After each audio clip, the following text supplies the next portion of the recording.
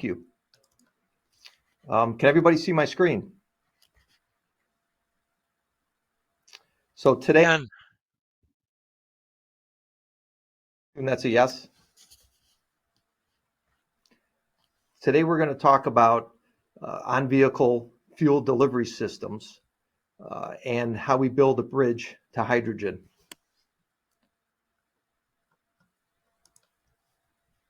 So just a little bit of background on myself. I'm a global platform manager with Parker Hannifin. I've been with the company for 34 years and dealing with a variety of different fluid conveyance, fluid control products and channels. I currently lead a team across Parker that is engaged within hydrogen. For the last 2 years, we've been extremely focused on some of the products, especially in the transportation market. So what I'm going to talk to today, I'm going to first start with a little bit of natural gas as a fuel. That's something that we've been working with for the past 15 years and have learned quite a bit with regards to using natural gas as a fuel. And that's going to help us really close the gap or build a bridge, if you will, to utilizing hydrogen as a fuel as well. And then we're going to talk a little bit about designing some of the things to consider when designing a hydrogen system for on vehicle. And then, of course, we'll wrap it up with any questions and answers.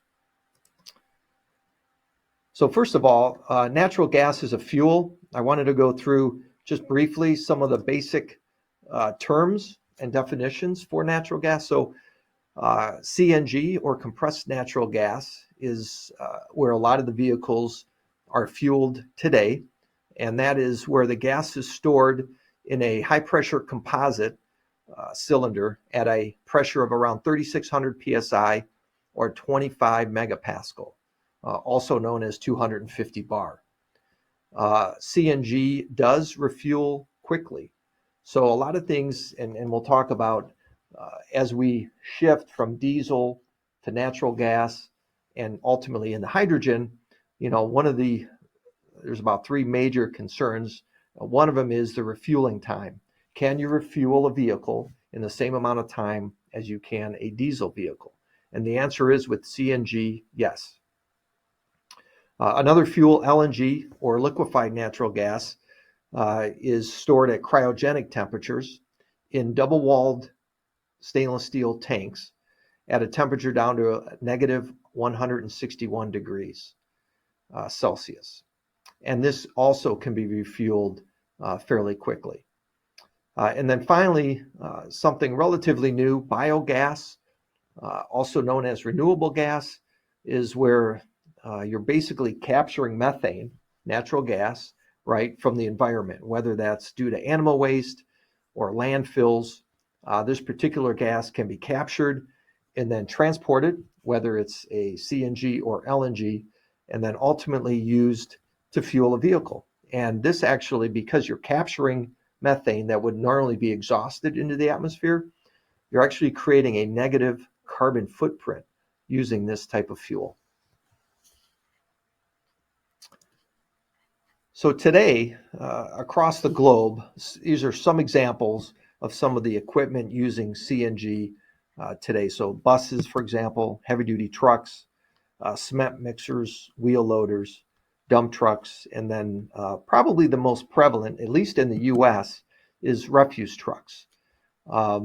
Most of the refuse trucks in the U.S. are currently being powered by CNG, and part of the reason for that is the waste refuse company also owns the landfill, right? So they have literally free access to fuel from their sites. So some of the technologies that we see on a CNG vehicle that are helping us bridge the gap, if you will, into hydrogen are filtration, fluid control, whether those are various valves or regulators, and then also fluid conveyance, which can come in the form of hoses, fittings, definitely tube assemblies, and then also the receptacle. So some of the things that we've learned over the past 15 years, and some of the things to consider when designing a natural gas fuel system is, I'll start from the left here, is the various testing and approvals that are available out there in the industry.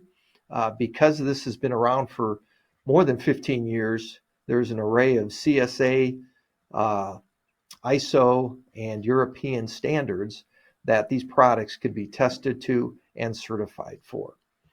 The other thing that concerns with natural gas fuel systems is the filtration system on the vehicle.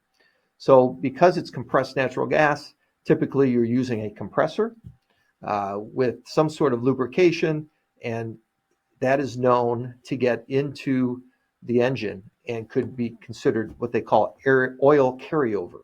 So it's critical to have, to prevent that, two different types of filters. There's a high pressure filter that's right at the beginning of the vehicle, and then there's a low pressure coalescing filter that is typically placed after the receptacle, or I'm sorry, after the regulator.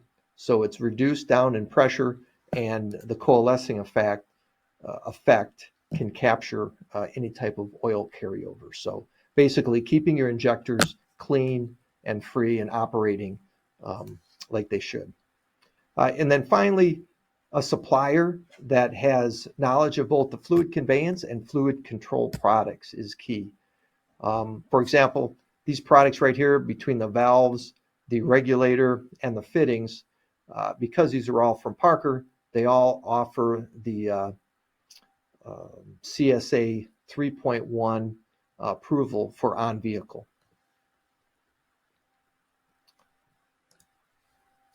So next I'm going to get into a little bit on the bridge and what we're learning from natural gas into hydrogen. So I want to do just a quick comparison on some of the details between both methane and hydrogen. So you can see from a molecular structure, obviously there's CH4 for methane, so it does have carbon in it. It is not carbon free. You don't have that with hydrogen. To cool and liquefy these gases, methane, you need a negative 161 degrees Celsius, whereas hydrogen, you need an even cooler minus 253 degrees Celsius. As far as the on-vehicle pressures that we're seeing, typically a CNG vehicle is fueled at 3,600 psi or 250 bar, whereas for hydrogen, we're seeing two different ranges. One area is at 350 bar, and then for a higher pressure, for a longer range, you'll go up to 700 bar or 10,000 psi. Part of the reason for that is the hydrogen doesn't have the same power density that you get with CNG, so it's required to store more of it on the vehicle at higher pressures. From a material compatibility standpoint, not an issue with CNG or LNG. However, when you're dealing with hydrogen, because it's such a small molecule at high pressures, that is a concern and something I'll address in a slide later on. And then finally, some of the codes and standards I shared with you that exist today for CNG. Some of those for hydrogen are still under development. And I've got a chart that goes into a little bit more detail on that as well. So first I want to talk about the different types of hydrogen vehicles, right? There is a hydrogen ICE or internal combustion engine where basically hydrogen is ignited and combusts in an engine, much like today's engines. However, that combustion at high heat generates some nitrides that needs to be captured. Similar to some of the after-treatment products that are available on the market today, in the case of a hydrogen ICE, you will need to make sure you capture that with an after-treatment. When we discuss fuel cell electric vehicles, that's basically hydrogen, again, stored on board at a high pressure.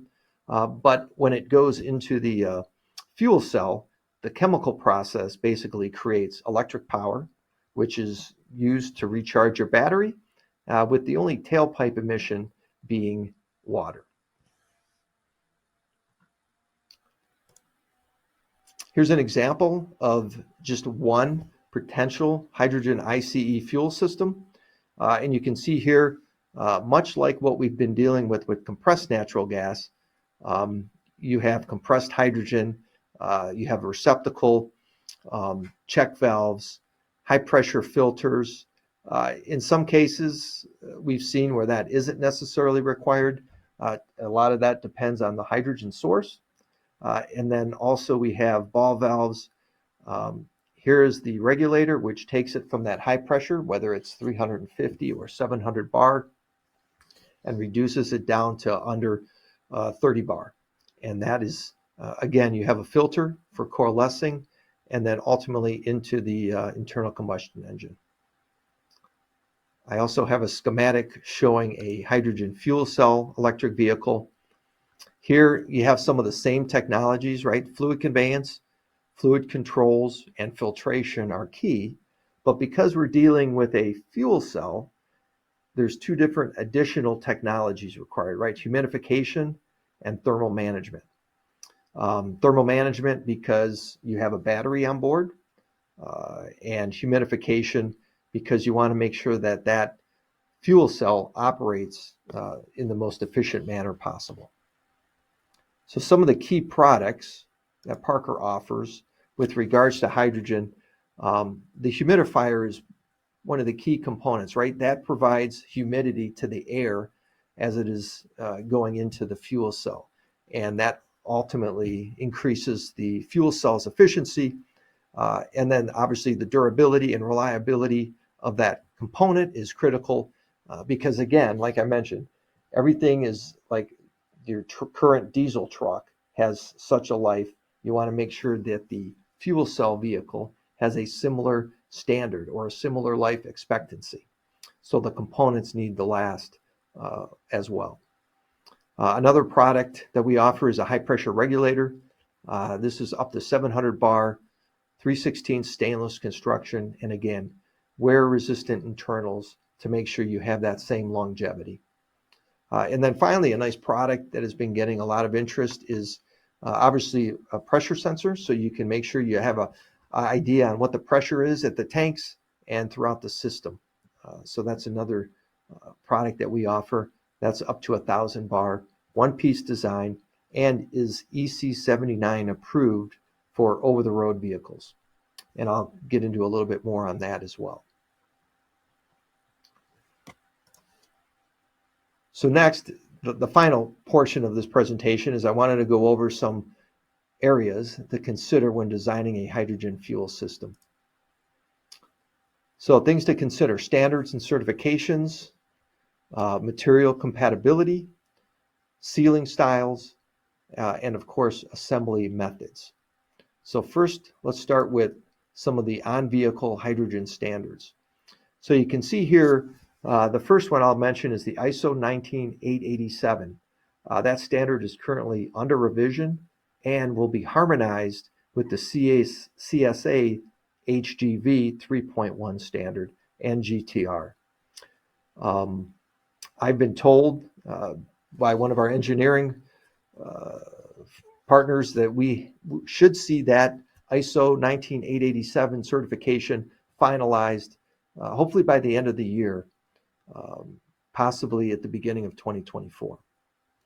The next one I'll mention is EC79.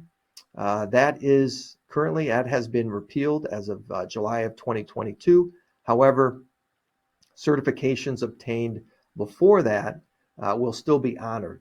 And because it was pretty much the standard in the industry back then, a lot of the products today that have that standard are still being accepted in the industry. So just something to consider. If there's nothing else out there currently, that EC79 certification can give the customer or the OEM a little bit more confident that this product has been tested in hydrogen. And then finally, the ECE R134 standard is more based on the hydrogen storage system. I wanted to talk a little bit about hydrogen embrittlement and material selection. So Parker has agreed and been testing and utilizing 3/16 stainless and 3/16 L stainless for many years involved with hydrogen. So we feel that that is a good solution to prevent hydrogen embrittlement along with these 4 steps. So obviously the material selection to make sure that you purchase that material from a reputable source that has the capability of processing it efficiently and then also having that material traceable. The equipment that is used to machine, whether it's fittings, valves, whatever the component is, to make sure that's quality machining process and that there's no additional stress risers added to those components. The design of the system, right? You want to make sure you reduce any type of overloading. You want to make sure you use repeatable and reputable assembly methods, and then obviously, at all possible, reduce the number of leak points. And then finally, once the system is up and running, you want to make sure you monitor that system, right? We're dealing with hydrogen and high pressures, so you want to make sure that you maintain the temperatures and the pressures that are required. As far as some of the sealing styles, here's just 2. There's the O-ring face seal on the left. That in the US we call it seal lock. In Europe it's O-lock. That's basically 2 flat surfaces that come together with elastomeric seal in between. That seal is certified and good with hydrogen at these high pressures. This particular connection is good up to 700 bar. And another nice feature with this connection is because, again, it's 2 flat surfaces. If you need to disconnect or replace a component in the system, these connections just drop out and there's no actual fitting engagement, so it's easy to replace a component. Another type of fitting, which is fairly well known in the industry, is a twin ferrule compression. In Parker's case, that's what we call A-lock. That's a direct metal-to-metal seal, so there is no O-ring, and it does provide some resistance to vibration, and also because there is no O-ring, you have some high temperature capabilities as well. And then finally, about the assembly method.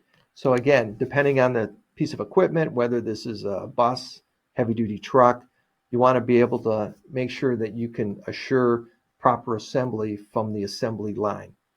One of the solutions with the seal lock we have, it's the O-ring face seal, where the process is utilizing mechanical flanging, where it's basically a par flange machine that takes the end of the stainless steel tube and flares it 90 degrees, allowing you a really solid connection that is torque method. And torque method tends to be the prevalent, assembly process, if you will, in the industry when it comes to, unlimited reusability and just consistency. Utilizing a twin ferrule compression style connection, we recommend a preset machine because it is stainless steel, and then also it requires turns from wrench resistance. So kind of wrapping up here, my final slide, we feel that we're well positioned for this technology transition, right? We've been dealing with compressed gases, CNG and LNG for well over a decade, and we feel like we're able to take a lot of what we learned to the next level. Parker's core competency has been for 100 years sealing high pressure and low pressure fluids and gases. We have a full breadth of product, so one-stop shopping. We'll be able to supply the components all the way from the receptacle to the engine or the fuel cell. And we have a lot of engineers in our company currently participating on some of these hydrogen standards that I've reviewed earlier, which allows us to literally provide the products needed with the certifications that are required. And with that, I'd like to open it up for any questions. Thank you, Steve, for this presentation and this overview. As you might know, I've been involved in hydrogen storage projects for 19 years and 25 days to be precise. So, and I think I have a pretty strong opinion on what is working, what is not working, and I've seen lots of problems, especially with fittings and components. So I hope. Let me share this picture with you. This is a research center. We have built that with, let's say, my daytime job. We have built that for Fraunhofer. We're just starting the commissioning process, and everything was done with Parker fittings. So if I encounter one single leak, I will call you even in the middle of the night, and you will fix that. Is that a fair deal? Acceptable. I accept the challenge. Okay, good. Because your colleagues told me the same story that everything will be fine and everything will be great, and decades of experience and so on and so forth. So I hope that you will that everything will work as promised. All right, so let's go to the questions. One of the questions is on vibration. How do you deal with vibration on vehicles? And you have pictures of mining vehicles or construction vehicles where this is even more difficult than on road vehicles. That's a very good question, because in the past, when we've been dealing with hydrogen, it hasn't been on a vehicle, right? It's been in a processing plant or a industrial application. But now, when we start talking about vehicles over the road, vibration plays a much bigger role, as well as the mining equipment that you mentioned. So I think we have a couple different solutions for vibration, but the one I would probably recommend is that O-ring face seal, or what we call seal lock. That, because it's two flat surfaces with an O-ring in between, that type of connection, once it's connected, literally that dampener, that O-ring acts as a dampener, and that connection stays connected uh, due to any type of vibration. In fact, it's been utilized in hydraulic applications on construction equipment, mining equipment, and literally there's no leakage. So we've had that system tested and certified and approved from customers, uh, testimonials. So you take that same technology, you switch the O-ring out with something that works with hydrogen, and there's your solution. Okay, and but when I hear O-ring, something rings rings a bell. If you refuel vehicles very quickly with pre-cooled hydrogen, you obviously cool down the O-ring as well very quickly. And I remember a research program at NREL, National Renewable Energy Lab, that was performed, I think, in 2018 and 19, more or less, where they try to find good materials for O-rings that can deal with those sharp temperature changes, going from ambient temperature to minus 40 degrees C within a few seconds. And as far as I remember the results, that was, let's say, challenging to say the least. What is your experience on that? I would agree. There is a challenge, and part of the advantage that Parker has, we have a group, engineering materials group, that's literally dedicated to nothing more than sealing technology, and we've been able to work with them to come up with the right types of materials for that particular connection. Now, I won't say in all applications it won't necessarily be that type of a solution. In some cases, you'll need that metal to metal, or basically not using the O-ring. So but I would say, if at all possible, from a vibration standpoint, if you can utilize the seal and it works within the temperature range that you're seeing, I would definitely recommend that first. One more product that the world will probably need in the future are quick connectors, is nozzles and receptacles for vehicles, for transport for delivery trucks. So not for the vehicle to fill the fuel into the vehicle, but for transportation trailers. Is this something you're working on as well? Yes. In fact, we've had a lot of success with our compressed natural gas nozzles and breakaway couplers. Um, so we're starting with that, and we're designing, again, making sure you get the right seals. We're in the process of developing those same types of products for hydrogen to meet those exact applications you mentioned. So you're working on that, but it's not ready as far as I can understand. Today, yes. But we'd be more than willing to work with some customers out there that would be interested. We have a lot of these products today that are available for testing and prototype applications in the industry. So prototypes will be available.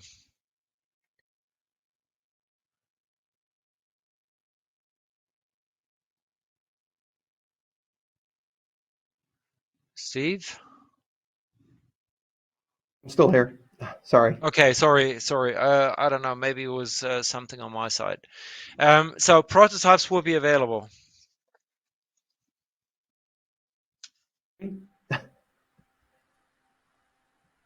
I lost you, but I don't know if it's the problem is on my side or on your side. I have a little delay with you.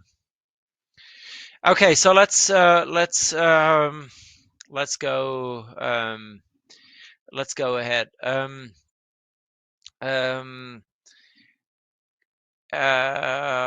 right. So, are there any solutions on the market for capturing NOx, so NOx from from hydrogen ICE hydrogen vehicles? That's probably not your field of expertise or the subject you're personally working on, but since Parker has lots of different products, you might know something that you have in your company portfolio. Actually, it is, yes. And we have diesel after treatments where you need to capture some of those emissions. So, yes, we can help when it comes to some of those nitrites that we discussed.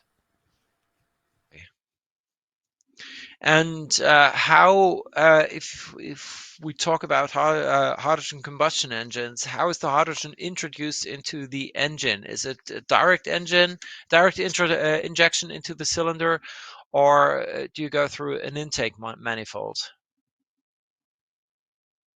That's a good question. I'm not really sure on that. I know there's some direct injection. I'm not sure about the manifold. Um, You know, it's at low pressure.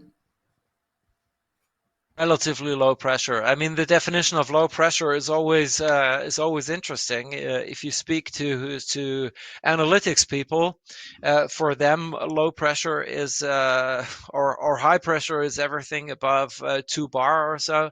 If you speak to hydraulics people, or I've been to compressor manufacturer last week in Spain, and they were like, okay, we didn't know if we should enter the hydrogen market because the pressure is so low. It's only 900 bar, and their typical pressure is 6,000 bar. So that was really amazing. Um, so anyway, so let's go back to the questions. Do you also work in components for liquid hydrogen systems?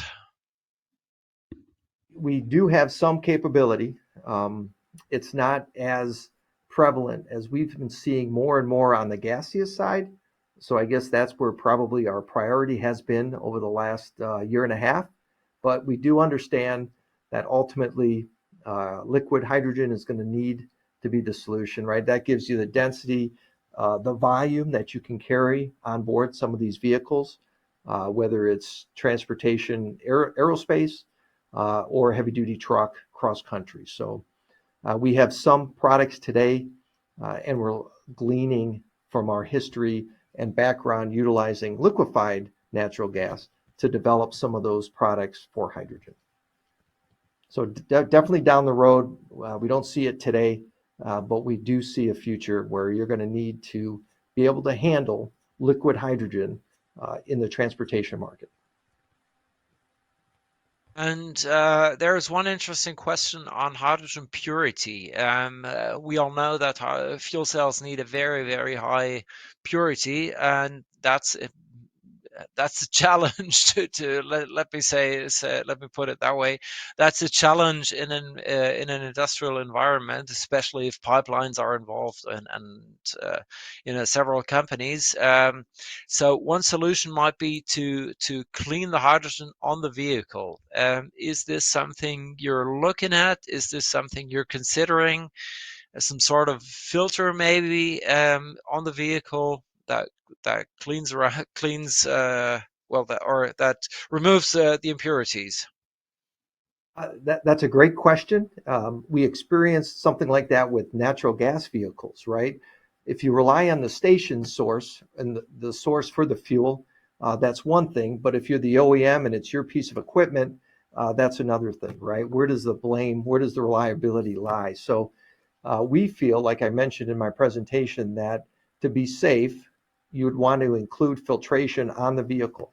And that could come in a couple of different forms, right? Before the regulator, it's a high pressure system where you could use a filter to capture some of the larger particles, particulate matter that may have been injected into the system during the refueling process.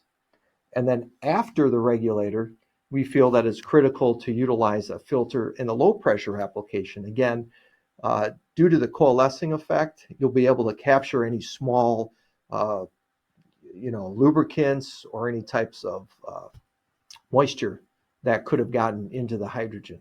So, yeah, we feel both areas of filtration would be critical for the OEM to provide.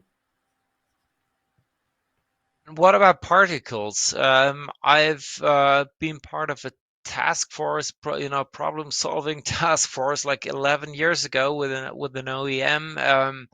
And we found out that particles are a huge challenge for hydrogen storage systems because the gas flow, the velocity, the speed is so high that every particle damages the O-rings and the components in valves, for example. What is your experience on particles and filtration of particles? Sounds like some of that should be hopefully captured at the station during the refueling process before it ever gets to the vehicle. In theory, you're right, and that's the story that the vehicle, the OEMs try to tell, or that's also the story that the station manufacturers try to tell. But in reality, somehow different. Oh, I understand.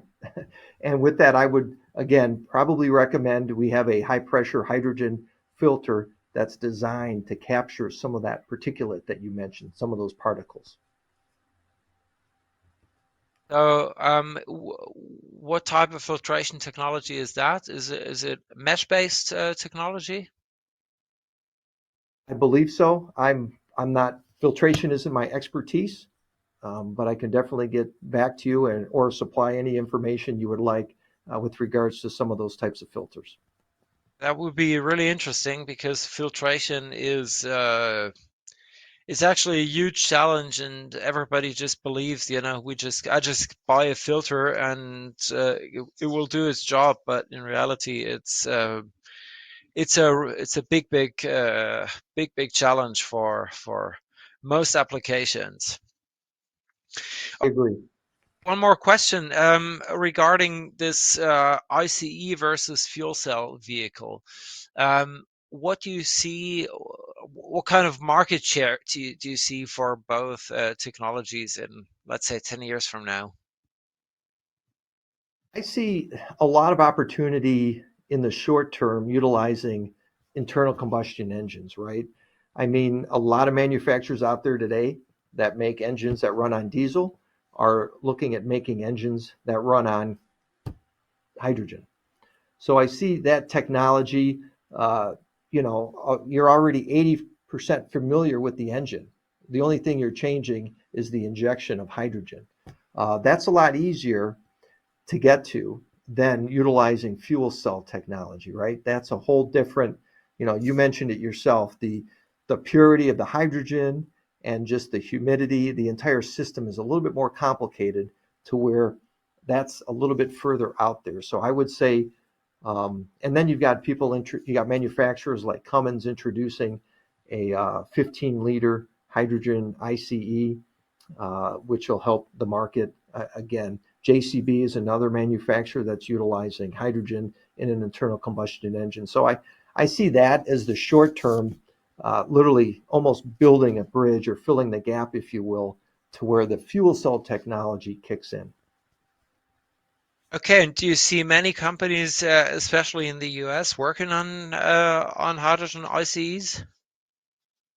Uh, yes, it's really starting to ramp up significantly here in the U.S. For the longest time, it had been really more prevalent in Europe and Asia, to be honest. But over the last year, a lot more activity happening with hydrogen and the internal combustion engine. Okay. And regarding standards, codes and standards, what do you think? What is missing from your perspective, or what is going wrong at the moment?